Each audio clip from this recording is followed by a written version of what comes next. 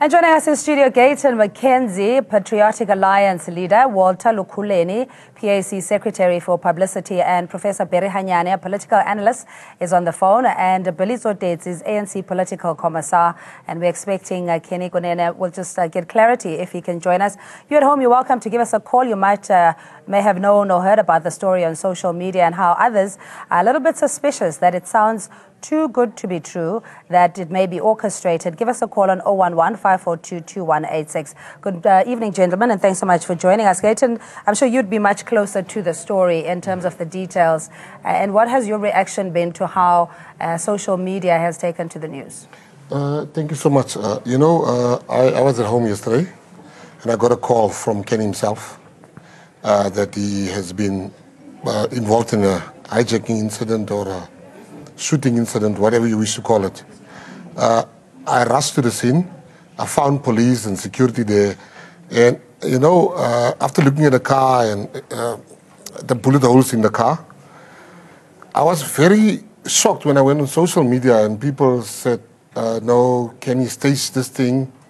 Now, I've been involved in crime my whole youth.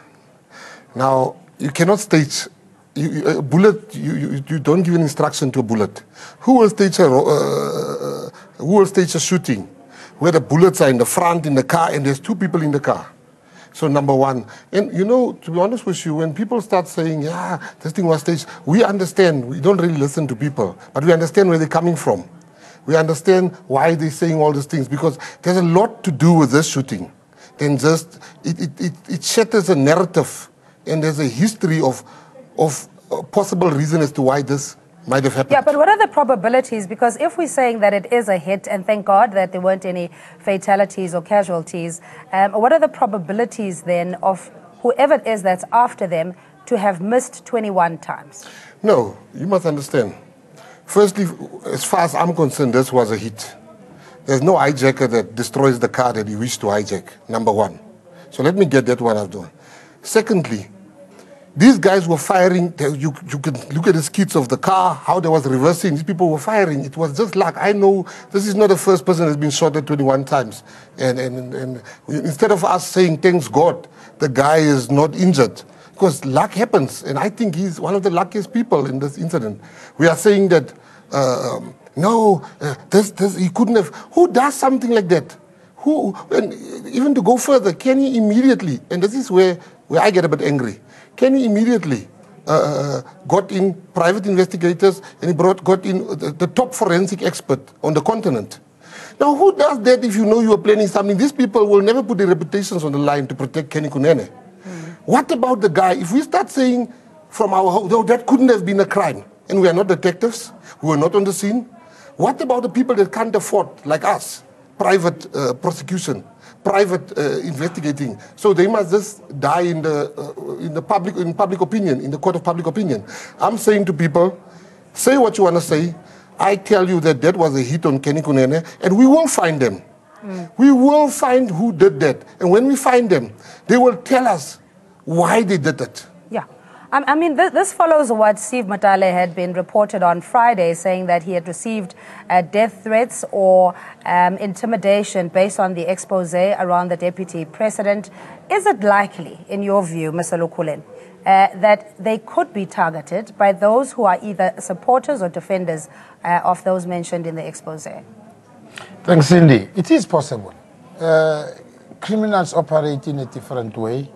I would agree with Gayton here. Criminals operate in a way that they wouldn't want to, as he said, damage the actual target they want. If it was a question of hijacking, then they're looking for the car.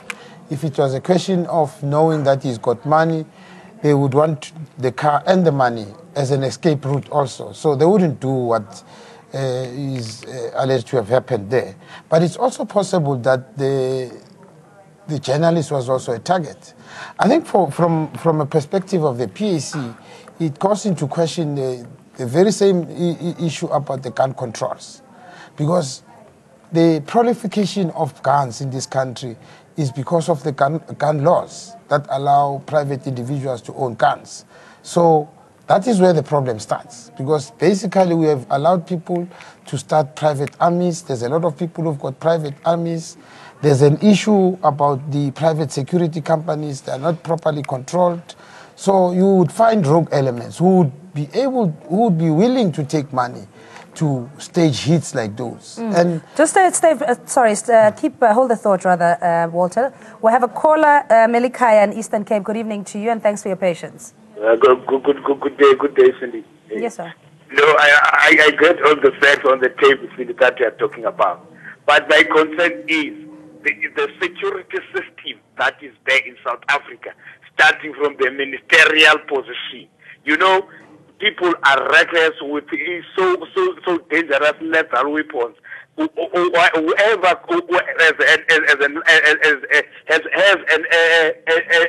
a person to take a gun is going to be able to have a gun on his or her hand to do whatever he's going to do. I am not supporting the view that Kenny was being targeted, or who knew that he was on that car, who knew that he was on that specific time was out of the...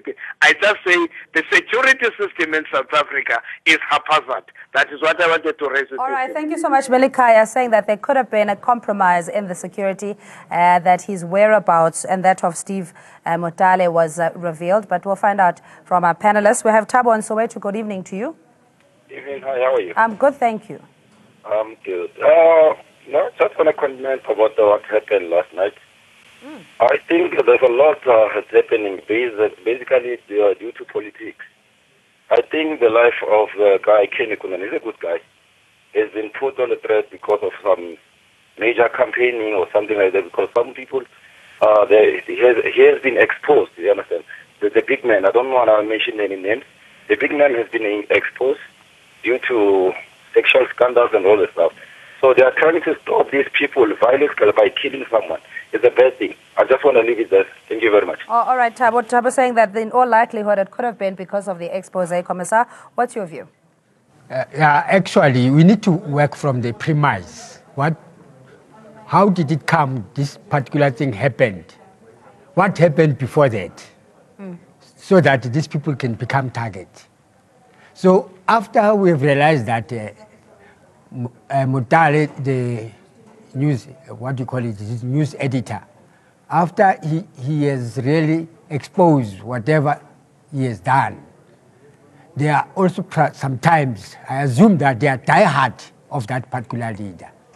They can take a chance to say, okay, if this is the case, let us close his mouth. He must not continue. Yes, sir. Kenny foiled a culprit by virtue of being in the car with the particular person they are looking for. Because even the car, it belongs to the editor, it does not belong to Kenny, the way I got the story. So we can work on this assumption that probably from what he has stated openly in the media, they feel that he must be eliminated. It's one of those particular things. We are working on that assumption. We cannot really conclude fully. Your response, Gaten. You know, what the Commissar has just said. Why are we acting in South Africa that people are killing each other for a councillor's position? A councillor's position. People are dying on the run-up to the election. We've lost more than 50 councillors, if I'm not mistaken. Now, this is a serious race. This is a presidential race. Do you think now people want to act amazed to say, why would they want to kill Steve? Steve has said, and I'm not even saying who's guilty or who's innocent, I don't know. But if somebody says to me, gee, you are dating that woman, I will not run to court. I will say, no, I'm not dating that woman. If somebody says, I've paid out of my account for a woman, well, like you, I would agree if I knew I did that. But what I'm saying here is that we live in a country where we know people get killed. You can get somebody killed by paying $100. That's what's happening in our country. Let's just give Professor Berihanyane. He's a professor with the University of the Northwest. Good evening to you, and thanks so much for joining us. Gaten here saying that murder for hire is something that is common ground, depending on how high the stakes are. Professor Hanyane, your view? Good evening, Cindy. Good evening to your panelists and, of course, your viewers out there. Look, it speaks obviously to the kind of society that has become post-1994, that by and large we are a society of violent people who at times would want to resolve differences through violent means. In relation to what happened to Kenny and Steve, I think at this point in time we can simply speculate. We should best reserve these to the law enforcement agencies to do what is necessary to find what exactly was the motive and who are the perpetrators. It could be that it's part of the bigger political scheme of trying to resolve differences through violence, as Mr. Mackenzie alluded to in saying that elsewhere in the country, this is the kind of modus operandi in relation to the appointment and the election of councillors in municipalities. It could be, it might not be. So the best option here is to basically follow the scientific approach, find out the facts first, and then, of course, avoid innuendos and making false claims. All right, stay on the line, please, Professor Hanyane Matumi in Soweto. Good evening to you, and thanks for joining us. Hello. Ahe. Lekai Cindy. Reteng lekai. Good thing. You know, Cindy's stories are Steve Motale might very well be true, but these guys are discrediting themselves. Kenny and Gayton, they did the same thing called EFF with the white guy, Kotze guy, where they claimed he was being shot at. It's the same script, same actors. And also, when you look at the car, you don't see bullet holes. You see superficial scratches. Can they please respect us? We want to believe Stephen Motale. He's a credible writer. Can he please not cloud his issues? Thank you. Mematona calling us from Pinetown, saying that please respect the viewers. This all seems too fabricated. We go to Kuwenda in Soweto. Good evening to you. Good evening, Cindy. How are you? I'm good, thank you. How are you? Thanks. You're speaking to Mr. Kuwenda here. Yes, sir. Actually, I don't have a lot of comments regarding this matter. What I want to say, I'm going to ask ANN7 to stop inviting clowns into the studio. Because what I see there, I only see a bunch of clowns, you understand? I don't hear you laughing, Mr. Kuwenda. Why would you want to name call? What makes your view universal? No, you know what's my reason? You should have invited other people. You can't invite Gayton Mackenzie to come and comment on this matter because you know the relationship between Kenny and Gayton Mackenzie. I beg to differ with you. I think the guests that are here are as credible as you are as a viewer participating. This is an engagement, a dialogue, a discussion. It's not for you to decide which guests should be here. Unless you have something else to add to it, Mr. Kuwenda, I think we're going to have to let you go. Let's go to Ian in Tembisa. Good evening to you. Hello, how are you? I'm good, how are you? No, you know, Kenny Kunene is a populist. You know, whatever we have seen on AN7 is a Tagalane Sesame. We are old enough to be fooled like people like Kenny Kunene and that Stephen Motale. Stephen Motale is a credible writer. We believe him. But Kenny Kunene can do anything for popularity. So I don't believe that if there anyone who can miss Kenny Kunene with 21 bullets, and then when we look at the car, there is no hole, there's nothing, no, man. All right, Ian, thanks so much. Again to Gayton and our panelists, is this an attention-seeking stance, as some have called it on social media, or is there real danger? Well, I'll tell you, if Kenny has staged this thing, then I can tell you Kenny is the dumbest person on earth. Because for Kenny to have staged, he's the dumbest person on earth or he's the most cleverest. For him to have staged this, first, let's just go through four scenarios. He had to first make holes in the car. Secondly, he had to tell the people of Norwood, not the lady that called the police forum, what they call the... Community policing forum.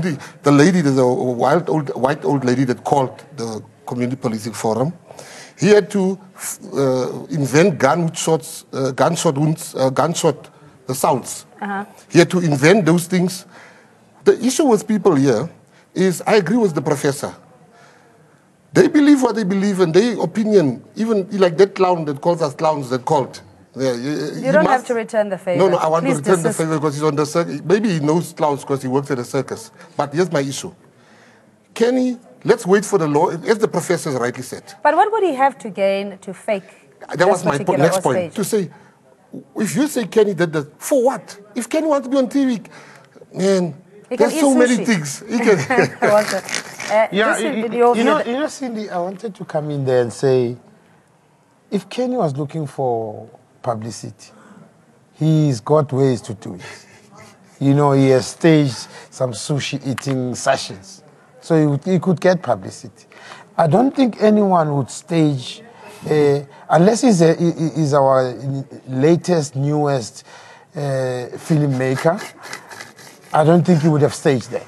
I think our position is that yes, we should leave it to the law enforcement agencies, but the fact that he has had to go and pay for his own forensic investigation, our take would be that if he finds that there was actually a hit placed on him, I think the state should pay for the costs. Because if they don't find the evidence that he actually eventually finds, they should compensate him. But the fact that he's rich, I mean, to me, doesn't come contract into killing play. in itself is also difficult to prove, as we've seen with the Brett Kebble case, and others even likening this kind of scenario to that murder case. So again, Kenny hasn't had an attempt on his life previously.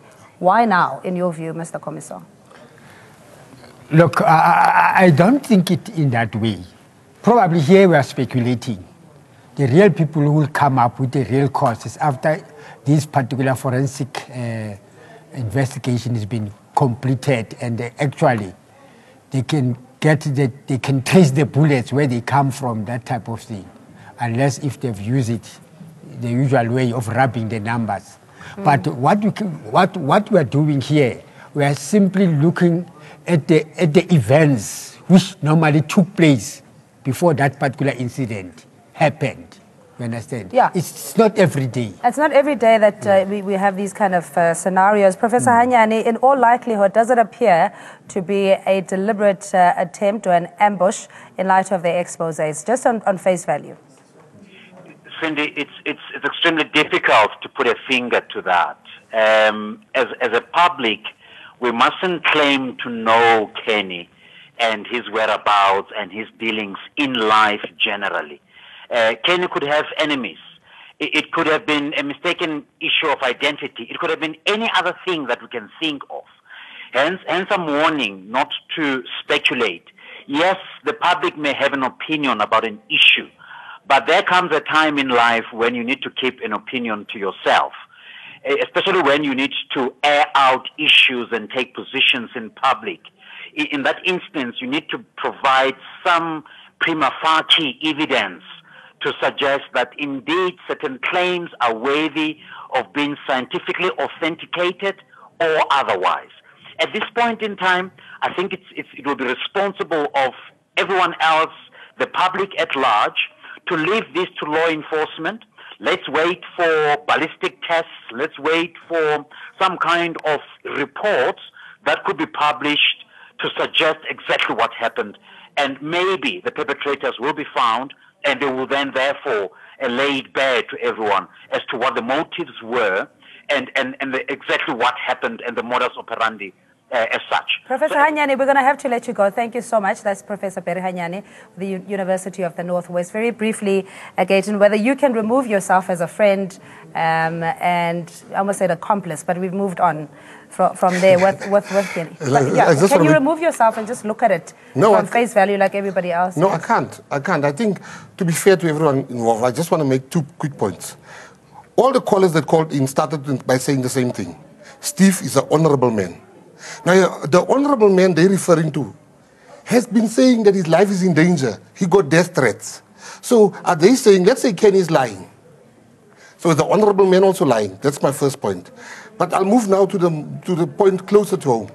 I say this investigation will be finalized in no time. Let's not point fingers, but let's agree on one thing. If it is found that Kenny Kunene there's indeed been a hit on Kenny Kunene, I will unashamedly, without any fear, say that it comes from the people that would want to see a certain person becomes president. We're going to leave it there. Thanks indeed for your views. That's Gayton McKenzie, Patriotic Alliance leader Walter Lukhuleni as PAC Secretary for Publicity, Professor Berihanyane, political analyst, and he's with the University of the Northwest, Bilitso Dedzi, ANC political commissar. And thanks indeed for taking the trouble to call in. We'll take a quick ad break. We'll see you shortly.